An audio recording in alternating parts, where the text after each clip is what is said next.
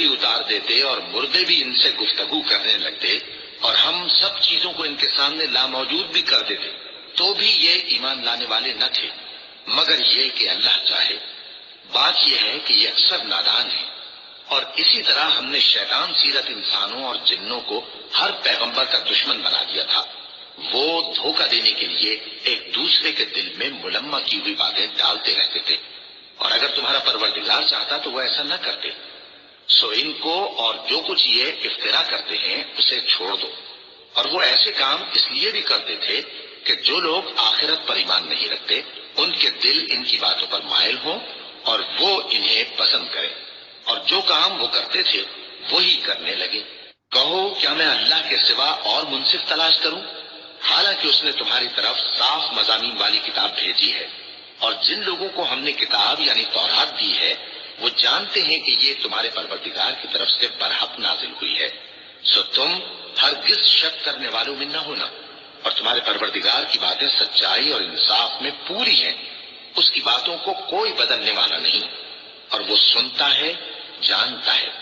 اور اکثر لوگ جو زمین پر آباد ہیں گمراہ ہیں، اگر تم ان کا کہا مان لو گے تو وہ تمہیں اللہ کا رستہ بھلا دیں گے۔ یہ محض گمان کے پیچھے چلتے اور نرے اٹکل کے تیر چلاتے ہیں۔ تمہارا پروردگار ان لوگوں کو خوب جانتا ہے جو اس کے رستے سے بھٹکے ہوئے ہیں، اور ان سے بھی خوب واقف ہے جو رستے پر چل رہے ہیں۔ سو جس چیز پر ذبح کے وقت اللہ کا نام لیا جائے، اگر تم اس کی آیتوں پر ایمان رکھتے ہو تو اسے کھا لیا کرو۔ اور سبب کیا ہے کہ جس چیز پر اللہ کا نام لیا جائے تم اسے نہ کھاؤ، حالانکہ جو چیزیں اس نے تمہارے لیے حرام ٹھہرا دی ہیں وہ ایک ایک کر کے بیان کر دی ہیں۔ بے شک ان کو نہیں کھانا چاہیے مگر اس صورت میں کہ ان کے کھانے کے لیے ناچار ہو جاؤ۔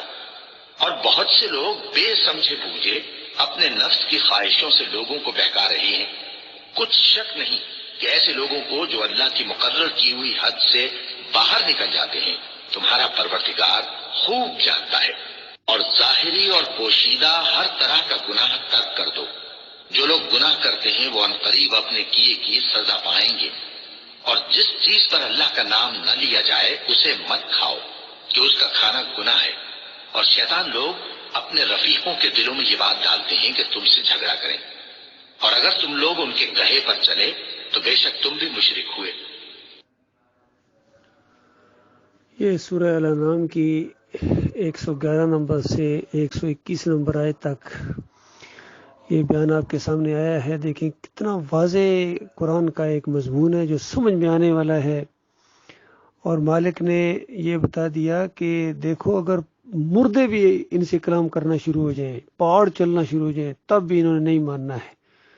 اور یہ چونکہ چھوٹ کا ایک منصوبہ ہے اور اللہ تعالیٰ نے یہ امتحان لیا ہے انسانیت سے، اور یہ ٹیسٹنگ پیریڈ ہے دنیا، اور اگر اللہ نہ چاہتا تو یہ نہ کرتے، لیکن چونکہ اللہ نے چھوٹ دی ہوئی ہے، ڈھیل دی ہوئی ہے، تو ان کو کرنے کا موقع ملا ہے۔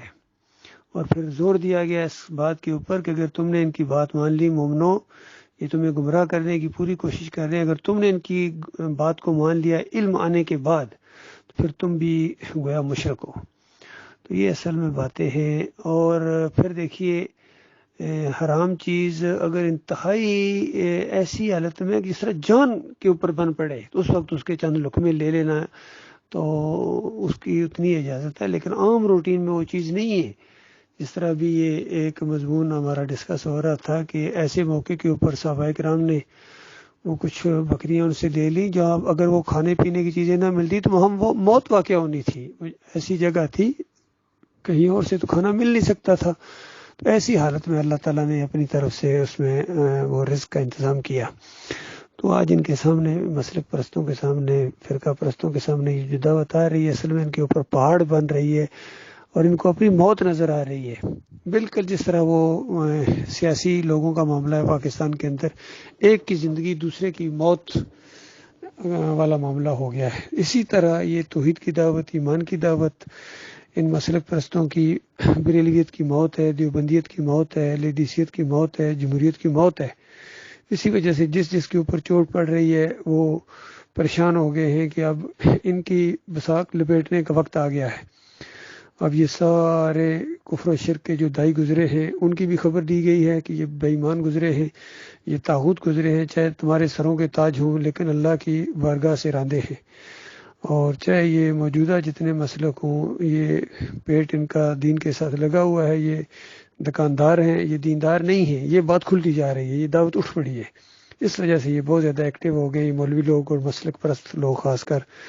اللہ تعالیٰ ان کو سمجھ دے، ہماری دعا بھی ہے ان کے لیے، کوشش بھی جاری ہے، اور ہر انداز سے یعنی یہ دعوت آگے بڑھتی جا رہی ہے، اور انشاءاللہ یہ غلبہ پکڑے گی اور کوئی طاقت اس کا مقابلہ نہیں کر سکے گی انشاءاللہ۔